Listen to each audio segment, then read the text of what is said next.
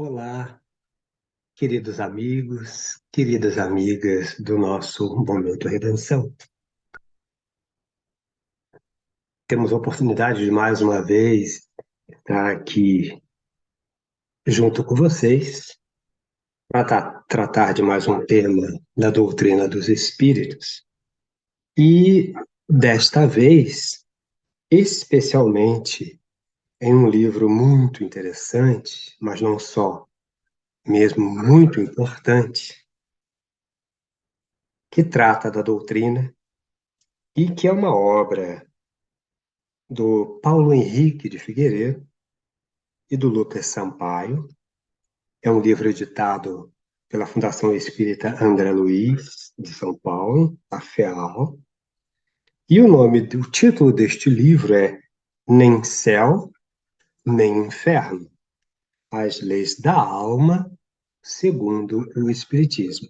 E é esta obra que eles apresentam. Esses autores, a FEAL, Nem Céu, Nem Inferno. Essa obra é por demais importante. E nós explicamos por quê. Já usando mesmo a orelhinha desta obra para que seja claro para todos os companheiros e companheiras que nos assistem. Esta obra representa mais um importante passo no caminho de restauração do Espiritismo e de sua verdadeira teoria moral. A partir desse novo ponto de vista, segundo Allan Kardec, os incidentes, as misérias, as vaidades da vida se reduzem à medida que se desenvolve o imenso e esplendoroso horizonte do futuro. Aquele que vê assim as coisas desse mundo fica muito pouco ou nada atingido pelas vicissitudes, e por isso mesmo ele é tão feliz quanto possa ser aqui na Terra. Nem céu, nem inferno, as leis da alma, segundo o Espiritismo, é fruto de pesquisas em documentos e manuscritos inéditos obtidos em Paris e revela mais uma obra que, além de A Gênese, sofreu adulterações após a morte de Allan Kardec: O Céu e o Inferno. Documentos comprovam as adulterações e revelam os desvios e ataques enfrentados pelo fundador do Espiritismo em vida e o golpe sofrido pela doutrina espírita após sua morte. É como se Allan Kardec, por meio de seus escritos, viesse pessoalmente nos esclarecer sobre os bastidores, sua luta e o apoio irrestrito dos espíritos superiores. Se você aspira a novos horizontes, adentre conosco estas páginas para refletir sobre as diferenças entre as falsas explicações dadas sobre a questão moral e a teoria espírita original, que coloca em nossas mãos todo o mérito pela conquista da felicidade, representando a libertação do ser para um novo tempo. E aí, dito isto, feito esse adendo usando essa orelhinha desse livro lindo, nós vamos tratar aqui de um tema presente aqui no item 4, que trata da história do golpe, na sua página, a partir da página 142 até a 146, a autonomia na teoria e também na prática espírita. que é um tema indiscutivelmente relevantíssimo para todos nós, em especial neste momento da nossa trajetória humana. Então, vamos ao tema: autonomia na teoria e na prática espírita. Iniciam então os autores. Para Kardec e os espíritas da fase inicial do espiritismo, perdão, para que Kardec e os espíritas da fase inicial do espiritismo compreendessem e validassem os ensinamentos dos espíritos superiores, estes sugeriram um método, o da universalidade do ensino dos espíritos, que foi inspirado na lei universal e no modo de vida dos bons espíritos no mundo espiritual. Kardec explicou como esse método se estabeleceu naturalmente. Fala então Allan Kardec. Era necessário agrupar os fatos dispersos para verificar sua correlação, reunir os documentos diversos, as instruções dadas pelos espíritos nos diferentes pontos e sobre todos os assuntos, a fim de compará-los, analisá-los, estudar suas analogias e diferenças. As comunicações, sendo dadas por espíritos de todas as ordens, mais ou menos esclarecidos, era necessário avaliar os graus de confiança, e isso está posto em negrito, está grifado em negrito, avaliar os graus de confiança que a razão permitia conceder-lhes, distinguir as ideias sistemáticas, individuais e isoladas daquelas que receberam a sanção do ensinamento universal dos espíritos, as utopias das ideias práticas, separar as que eram notoriamente desmentidas pelos dados da ciência positiva e da lógica, e fazer uso também dos erros, das informações trazidas pelos espíritos, mesmo os das mais baixas categorias, ou o da mais baixa categoria, para tomar conhecimento do estado do mundo invisível e formar um todo homogêneo. Então, nós chamaríamos a atenção nessa fala de Kardec, de a proposição dele de falar, de esclarecer que era necessário avaliar os graus de confiança. E como é que se faria isso, né? Que a razão permitia conceder-lhes. Tudo isso seria submetido ao crivo da razão, à lógica da ciência, porque ela não podia ser contrariada. Se contrariava a ciência, perdia a finalidade, perdia a sustentação ou a sustentabilidade, né? E ele termina dizendo assim, quando ele dá esse dado importante, que foram entrevistados espíritos de todos os níveis morais, inclusive os da baixa moralidade. Aqueles que trouxeram suas informações tiveram essas informações anotadas e observadas, porque só se pode conhecer um país quando se conhece todo o seu povo, todas as nuances desse povo. E o mundo espiritual, para nós, é um outro país. E Kardec traz esse dado fundamental pela sua racionalidade, pelo seu bom senso, de olhar todo o panorama.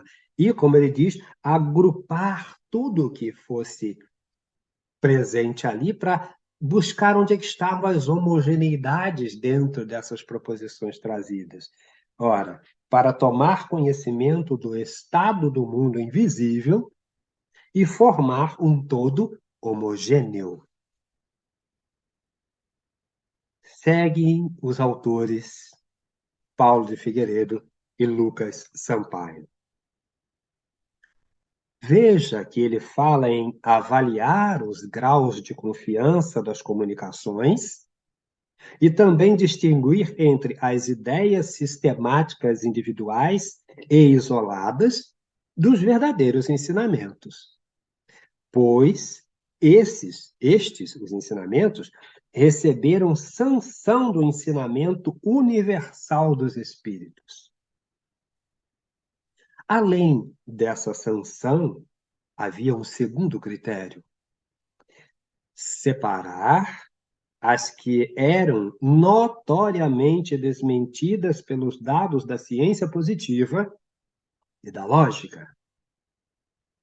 Dois critérios para a evidência da verdade acima das opiniões pessoais: a universalidade dos espíritos e a lógica humana.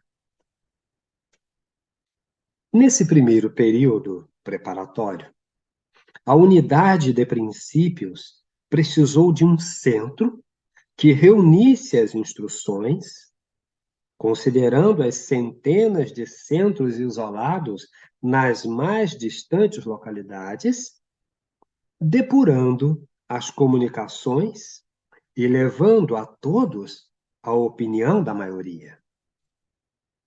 Agora, no período final de sua missão, o desafio de Kardec estava em organizar o meio espírita com a finalidade de garantir essa unidade da primeira fase de elaboração na seguinte, que é a fase da direção coletiva. Então, Kardec tinha um propósito, os espíritos tinham um propósito, aquele início de organização, aquele papel de arrebanhar, de recolher, de analisar todos os informes, todas as coisas colhidas através desses milhares de centros, dessas milhares de informações, de mensagens, etc., reunir num todo coerente, num todo homogêneo, e a segunda fase, que seria a de organizar, né? A fase da direção coletiva. Essa segunda fase seria definitiva, tendo a missão de reproduzir nos indivíduos participantes as mesmas qualidades, exigências e obrigações assumidas pelo fundador quando era toda sua a responsabilidade de elaborar e aperfeiçoar a doutrina espírita. As inspirações de Kardec eram claras. A própria teoria autônoma que fundamenta o espiritismo e o método da universalização proposta e exercida pelos espíritos. Mas, em verdade, o desafio de Kardec era mesmo o da humanidade. Ele se debruçou sobre uma doutrina de vanguarda que surgia enquanto revolução moral, na mesma época na qual se iniciava o processo de regeneração da humanidade. Então, olha a coincidência dos momentos. As instituições sociais até então estavam baseadas no princípio do velho mundo, ou seja, na heteronomia. Quando a sociedade surgiu, a maioria dos indivíduos do mundo eram simples e ignorantes, recém-saídos da fase animal. Durante o período primitivo da humanidade, durante o período primitivo da humanidade anterior, todos respondiam em seus atos aos instintos, como ocorre com as espécies animais. Na natureza, quando o instinto é que manda, o resultado final do ecossistema é harmônico. Segundo o Espiritismo, isso ocorre em virtude da unidade de princípios das leis que determinam os instintos das mais variadas espécies, como explica Allan Kardec em A Gênese.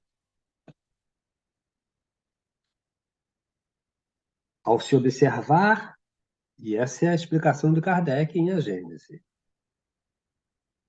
ao se observar os efeitos do instinto, distingue-se, em primeiro lugar, uma uniformidade, uma segurança de resultados que não existem mais na medida em que o instinto é trocado pela inteligência livre. Além disso, reconhecemos uma profunda sabedoria na adequação tão perfeita e constante das faculdades instintivas às necessidades de cada espécie. Essa uniformidade não poderia existir sem a unidade de pensamento e, por consequência, com a multiplicidade das causas ativas.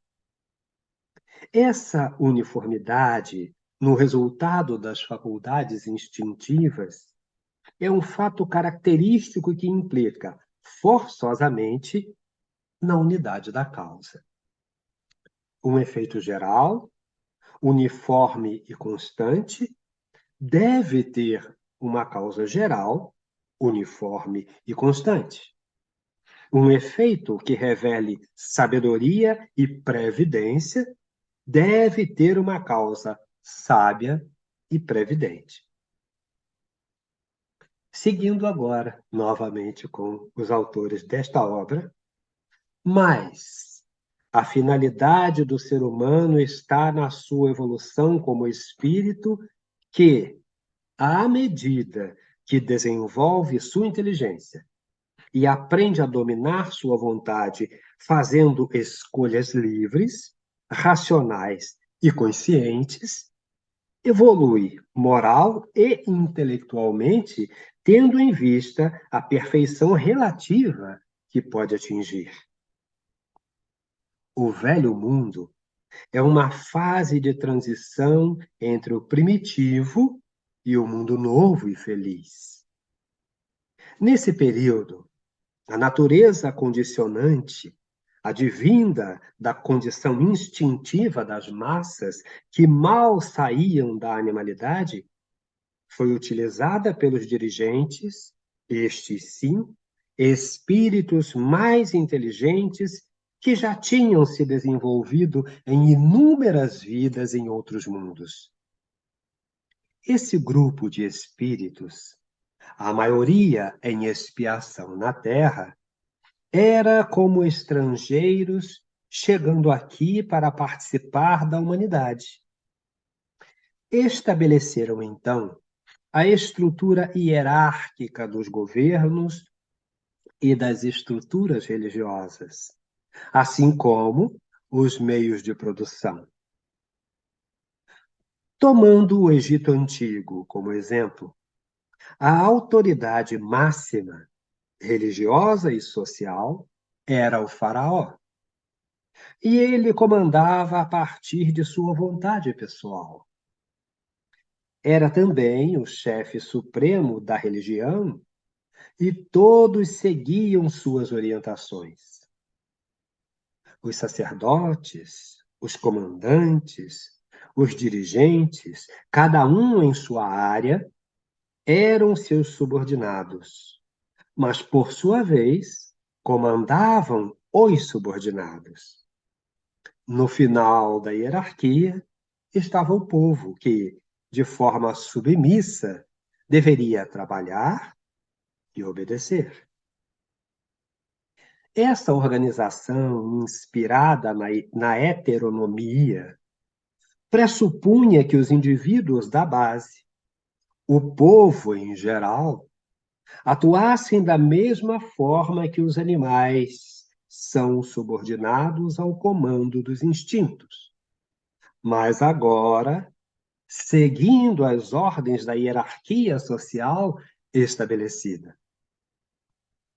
No decorrer dos milênios, esse modelo foi determinando as estruturas sociais mesmo com o progresso material da humanidade. A autoridade máxima concentrava-se num só indivíduo, desde os faraós, depois os reis, imperadores e, por fim, os presidentes. Também essas estruturas definiram a organização hierárquica e centralizadora das religiões, das empresas e até mesmo das universidades. Mais recentemente, porém, vem surgindo a ideia da autonomia e da cooperação por todos os lados na sociedade atual. Porém, as instituições, organizações e métodos, quase num todo, ainda seguem o padrão determinado pelo pensamento heterônomo, no qual os indivíduos se comportam segundo uma vontade externa a eles. E aí nós vamos identificando claramente no texto a gravidade da heteronomia, de se viver sob uma chancela, sob uma hierarquia dura, sob uma hierarquia que não lhe permite pensar e agir com autonomia. Como seguimos o Paulo e o Lucas? Como as estruturas do velho mundo são baseadas no princípio do exercício da vontade do líder, quando este é consciente, pode agir com vistas ao que é melhor para todos. Mas quando o líder que o substituir for egoísta e orgulhoso, vai agir em função dos interesses pessoais ou do grupo que representa, em prejuízo do interesse geral. Já existiram faraós, reis e presidentes bons, conscientes, liberais. Mas a estrutura na qual eles se inserem não impede que os sucessores façam uso do poder para agir de forma contrária. Ou seja, o velho mundo está fundado numa profunda ilusão.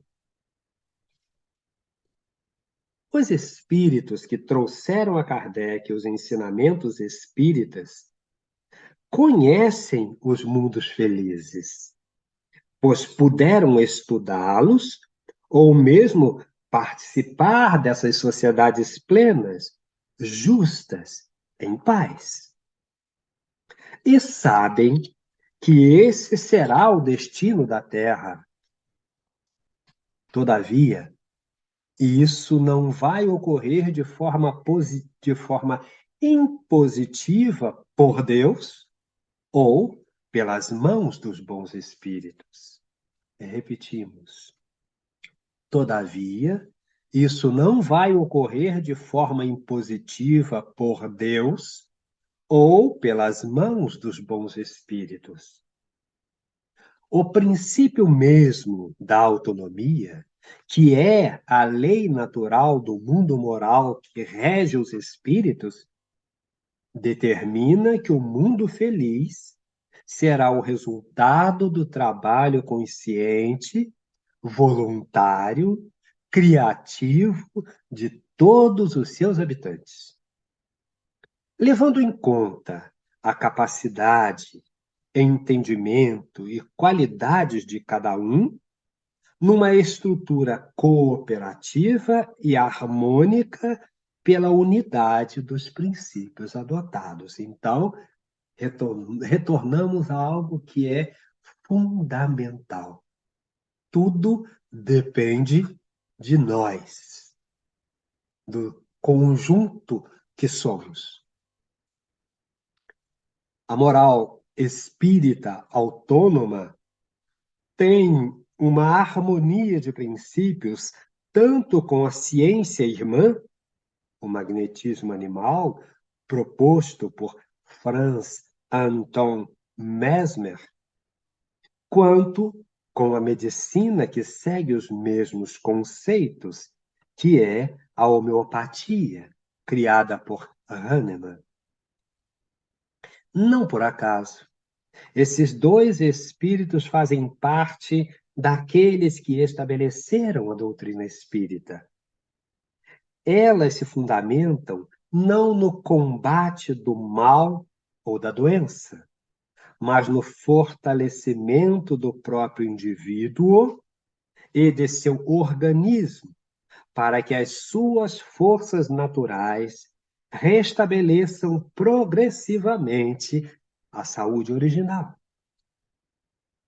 Na moral espírita, o indivíduo vai encontrar forças para enfrentar os desafios da vida em si mesmo, com o uso da razão e da inspiração de sua consciência para escolher a melhor maneira de agir em cada situação, em vez de seguir passivamente as regras criadas pelos outros, como proposto na heteronomia do velho mundo.